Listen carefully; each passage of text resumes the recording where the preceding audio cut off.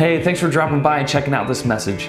These lessons come from our Sunday gatherings at Victory Christian Church in Franklin, Indiana. Our 5th through 8th graders meet at 9 or 10:30 a.m. and our high schoolers meet from 6 to 8 p.m. If you find that this content brings value to your life, then please consider subscribing and hitting that bell so that you can be notified when we upload our next message. Our hope is that this video brings more clarity into your life as to who God is and what He wants for you in light of who Jesus is and what He's done for you. Enjoy and have a great day.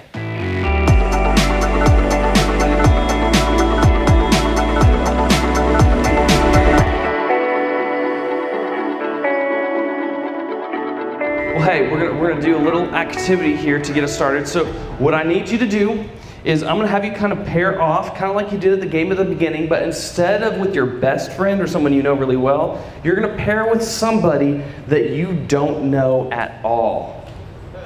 So, a little scary. I want you to find someone you don't know. If you know everybody in here, then find someone you don't know very well. And I want you to pair off with them and spread out through the room for this little activity we're going to start with. So, find someone you don't know very well, spread out throughout the room. And when I give the go, you're going to have 3 minutes to get to know this person as best as you can. All right, go ahead and grab a seat, head back to your seats. Thank you guys for doing that little activity. How'd you guys do? Do you feel like you know this person a little bit better now? Feel like the room is a little less strange? There's more familiar, well, maybe you just confirmed that the room is more strange. but maybe you feel like there are less strangers in the room because you know at least one person a little bit better than you did when you walked in. See, for some of us, that kind of thing is like really unnatural and it's awkward and makes us feel weird. But for some of us, it's like, oh, this is my jam. I love just talking to random people and get to know them. Tell me your story, right? And that's you. That's not me. It takes work for me to do that. But for you extroverts in the room, that's like your total, like, you love that. You can do that every day. And sure, you'd get lonely, but you'll just make another friend. So that's how some of us are just wired differently. But here's the thing. Sometimes it's easy to get to know someone new, but other times learning about someone or something new doesn't always come easy, right? It's kind of like school. When you walk into a subject like math or science or English, and you walk in, and some of it's like awesome and comes naturally, and some of it does not. When I was in middle school, I remember specifically there was some stuff in my math class that it came pretty net. It's common sense. Like, yeah, that makes sense. Okay, great. There's the formula. Plug it, go. And it was easy. But then there was a lot of times I was sitting in math class and I was like, am I the only one that missed that? Like, that just went way over my head, and I have no idea what she just explained there. So, like, I don't want to be the dumb kid, like, asking a question because everyone else around me is like, and like taking notes, and I'm like, I don't have a clue what this teacher is talking about, right? And so I felt that way. I know you guys have felt that way, and it's not a lot of fun. And so what do we do though when we don't know the answer to something, right? There's one thing we should do first when we don't know the answer to something. You know what that is? You raise your hand. You said yes. Yes is not the correct answer. You raise your hand and ask questions. Excellent. You start asking questions about the things that you don't know very well because maybe you'll get an answer. Yeah, and I love the scene in The Pursuit of Happiness with Will Smith where he sits down and he's in the clothes. I don't know if you guys, how many of you have seen that movie, The Pursuit of Happiness? It's kind of a downer, but it ends on a high note. And so, like, basically the whole movie is him, like, trying to work his way up and land a job to take care of his family because he ends up going homeless because he can't pay his rent because his other job as a salesperson isn't going well. And so he walks into this interview after, getting out of jail for not paying parking tickets because he couldn't afford to pay them. And he gets out of jail after he was painting his apartment. So he's in like painting clothes, he's got paint in his hair, and he walks into this like interview that he stood out the guy's building forever trying to get an interview with this place. And he finally says yes, and on the day he's supposed to be there, he has to run or he's gonna be late from jail in his paint clothes the day before. And he gets there, and the guys are all like in their suits sitting at the table, and and they're like, why on earth should we hire you? And he's got this really like attractive personality that makes it easy to talk to him. He just like lets his guard down. He goes, I'm going to be real honest with you. If you ask me something and I don't know the answer, I'm going to tell you I don't know. But I can tell you that I can find the answer, and I will find your answer.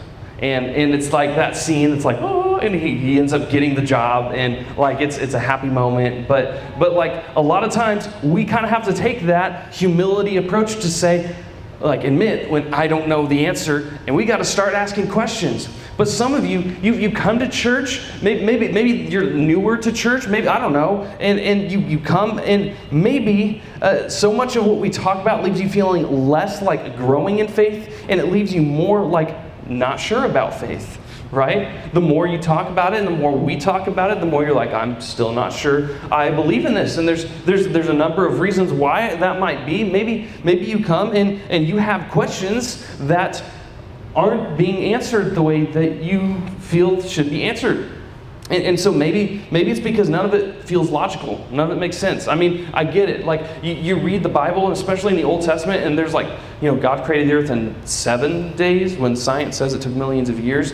And then there's like talking snakes and people healing sick people and raising people from the dead. It doesn't make any sense. And so maybe that's a stumbling block for you. And you're like, the more we talk about this, the less I believe in it because it doesn't seem to make sense to me. And maybe that's where you're at. Maybe you are more worried that asking those kinds of questions might make you look bad.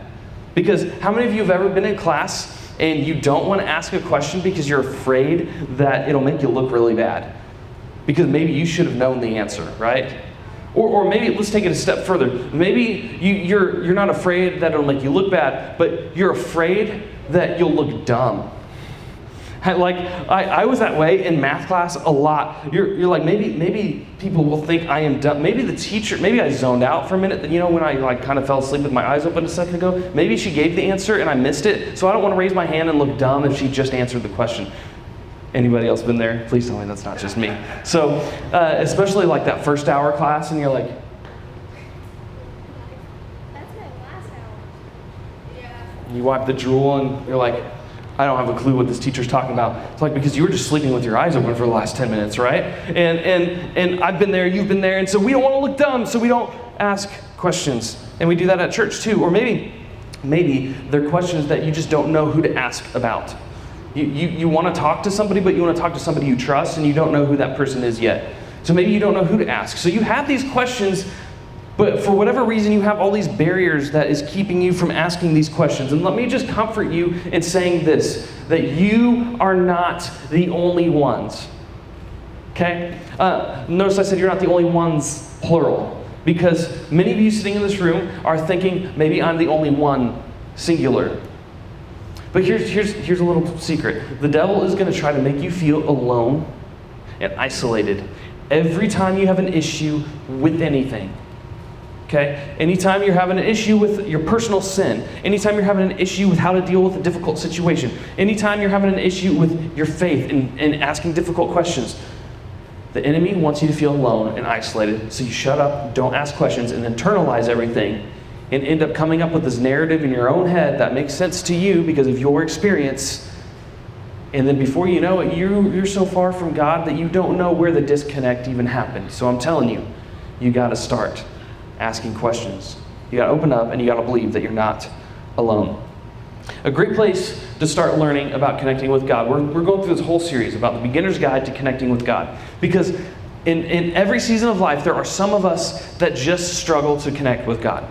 I've been through many ups and downs because life is that way. It's a little bit of a roller coaster. There's times that like we feel awesome and connected with God, and there's times it's like I slept a few times and now I don't feel close to God at all, and I don't know what happened between now and last time when I felt connected to God, but I don't feel connected anymore. So this whole series, we've been talking about the different ways that you can connect with God. You can connect with God through rest. You can connect with God through each other. You can connect with God through prayer, and you can connect with God through learning about Him, through His Word. And in fact, if you look in there, there's this really cool story in Mark chapter 12 where Jesus is talking to a bunch of people, and He says it this way. He says, love the Lord your God with all your heart, with all your soul, with all your mind, and with all your strength. In other words, you should put forth every energy that you have towards loving God, because all other issues from life will stem from that. You'll be able to handle everything else if you get that one thing right. To love the Lord your God with all your heart, soul, mind, and strength. You pursue Him in your thoughts, and in your heart, and in your soul, and with everything inside you. Not just like trying a little bit here, an hour there, and then you compartmentalize and don't think about it for the rest of the week, but in every part of you. Within your inner being, who you are, your DNA is made up of someone who is in pursuit of not happiness, but God. And I promise you, happiness and fulfillment will be a default of that. So learning about God is a way to connect with God. It's kind of like the activity we just did at the beginning, like where you separate off and you start talking to other people. And now, many of you felt connected to somebody that you previously didn't feel connected to, because you spent a good solid 3 minutes devoted to that one person, just asking questions about each other and answering questions about each other. And so you were able to connect with that person in a deeper way because you learned about them. But the same is true with God. And you might say, well, but I can't sit in front of God and ask Him a bunch of questions, right? Like, it's not like He's physically here in front of me, like when Jesus walked the earth, and I can just ask Him anything I want and He'll tell me. And you're true. And that's why we're going through this whole series about how to connect with God. And one of the ways we can look for answers to our questions is through His Word, through the Bible, through all the 66 books that make up this book that we call the Bible. All these writings from these different prophets and religious leaders and Jesus Himself that has been revealed through His disciples that we can now sit and learn about. And I love it because when people had questions, they came to Jesus and He didn't dodge the question. You know, sometimes you ask your parents something and they change the subject or don't answer your question all the way. Jesus doesn't do that. In fact, even the religious leaders and the people who were trying to even trip Him up, Jesus didn't just shut them down and say, quiet, stop being stupid, right? He didn't do any of that. He didn't even ignore them. He answered their questions patiently and with profound wisdom in ways that they were not expecting. And that brought authority to His words and gave Him credibility so that people listened to Him. And in this exchange, they're asking question after question. And He says in John chapter 8, He says this, "Then you will know the truth, and the truth will set you free." You keep asking questions. You see me, you've seen the Father. Keep asking me questions. Keep searching. Then you'll know the truth, and the truth will set you free. And we can find that truth in learning about God and studying His Word. The more you pursue what's true, the more you understand what's true. It's only natural. The more you pursue something, the more you will understand it, right? How many of you pursued a better knowledge of music through choir or band class before? And you came out on the other side knowing more and understanding more about music or band or choir. If you didn't, then maybe you fell asleep through all the classes. But or maybe you're just not gifted that way, and that's okay. But you get my point. When you pursue something, you generally come out with a better understanding of it. So we have to use our minds to discover what's true about God. I love the way one of our high school leaders, Michelle, she said it this way, because we were talking about something similar with high school last week. And she said that, the heart cannot love what the mind does not know. And I thought that was really profound. The heart cannot love what the mind doesn't know. So if you're going to love the Lord your God with all your heart and with all your soul and with all your mind, then you have to learn and put knowledge about God in your mind and not just sit there and hope for the best. See, the truth is, learning about God is a way to connect with God. It's a way to love Him with our minds. And you know what? You'll find more freedom to keep going and growing in our faith by learning about God and learning about His character. Because I think what you'll find is that He's not someone that shames you for what you've done wrong. He's not someone that's going to hold it over your head and make you feel like garbage for what you've done. We've got our own consciences for that, right? We've got an enemy actively trying to do that. But God will not do that. Because when He looks at you, and if you've given your life to Jesus, then He sees Him. And he sees the sacrifice that Jesus made on your behalf, and now you are made righteous, you're made clean, you're made pure in his sight, regardless of the mistakes that you've made. Now, that doesn't mean, obviously, you just stay in your mistakes and, oh, God will forgive me. He sees Jesus. Like Paul talks against that in Romans. He says, don't continue doing that, right? Stop it. But he will not look at you and be disappointed. He will not look at you and be filled with hate or disgust. He will look at you and he will see Jesus and he will love you. So you don't have to worry about those things. If you learn about God, you learn more about his characteristics and how that changes our lives. So what do we do from here? Start asking your questions. Because too often, with the youngest generation of our church right now, we get people who are timid and scared, and we get people that, you see, you don't have to look very far. You can look at school, you can get on YouTube, you can get on the news, whatever. You see people that are actively trying to shut down your voice. People who make you feel dumb and stupid for asking questions or for what you believe. And that often silences us from asking some of the most critical questions we need to be asking. Because when we ask and we search, we come out ahead because we've sought the Lord. His word says that if you draw near to God, he will draw near to you. So draw near to him and search for him. Ask your questions. And in order to start doing that, I want you to first pick an area of your life where you wish you knew more. Maybe that is the characteristics of God, right? Maybe science class teaches something different than what the Bible says, and you have a hard time reconciling that, because I promise you, after lots of searching and years of searching, there is a way to reconcile it. There is a way to make sense of it, and I promise you, there are good answers for it. But you got to ask the right questions, and you got to ask them to the right people. So do that and ask the questions. Secondly, so find one area in your faith you wish you knew more. Second, take a step towards pursuing what's true and learning more about that area of your faith this week. And maybe that means if you have a literal Bible at home with paper, like you open it up and in the back there's a thing called a concordance. So if you have a question about God's grace, look up grace in the concordance and it'll give you a lot of references to look to read about grace. Or if you want to go to the modern concordance, go to Google and type in your question and come up with 3 sources. Now here's the caution I'll give with that, because you can find whatever you want on Google. In fact, some of the most popular answers will come to the top, and a lot of times those aren't really the correct answers. They're just the answers that a lot of people say. So find 3 sources and then bring them to your small group leader next week, or bring them to your parents, or bring them to me. You can take screenshots of it or send the link to our Instagram and we'll answer it for you. Like just search and ask for questions and look for answers.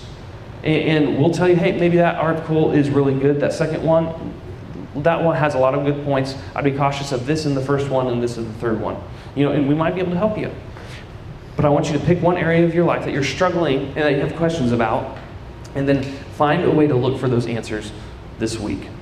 Okay? Because learning about God is a way to connect with God. So as we get ready to go into our small groups, what's one question that I have about God? What's one question I have about God? I want you to think about that. If you're like me, you've got lots of questions, even as an adult, so I know you can think of something. What's one question that you have about God? I'm going to pray. You'll be dismissed into your small groups, and I've got Corbin's group this week because he's out of town. So if you're usually with Corbin, you'll be with me. So let's bow our heads. Let's pray.